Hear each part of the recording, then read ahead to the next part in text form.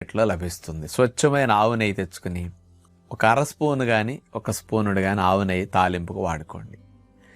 ఈ costly olive oil కంటే ఆవు నెయ్యి చాలా శ్రేష్టము. అందుకని నూనె యొక్క వాసన కంటే నెయ్యి యొక్క వాసన చాలా మంచిగా ఉంటుంది, గుమ్మగుమ్మలాడతాయి. ఎక్కువ ఆయిల్ వేస్తేనే టేస్ట్ వస్తుంది, కానీ తక్కువ ఆవు నెయ్యితోనే ఎక్కువ టేస్ట్ వచ్చేస్తుంది ఇక్కడ. అందుకని ఆయిల్ వాడకాన్ని బాగా తగ్గించేయాలన్నా మానేయాలన్నా ఈ ఆప్షన్స్లో మీరు ఏదైనా వాడండి. కాకపోతే నేను మన పద్ధతిలో వంటలంటే మేగడే చెప్తాను. బటర్ కంటే కూడా మేగడ అస్సలు దోషం ఉండదు. 1/2 కేజీ మేగడలో ఎంత కొలెస్ట్రాల్ ఉంటుందో ఒక్క కోడిగుడ్డు ఎల్లోలో అంత కొలెస్ట్రాల్ ఉంటుంది.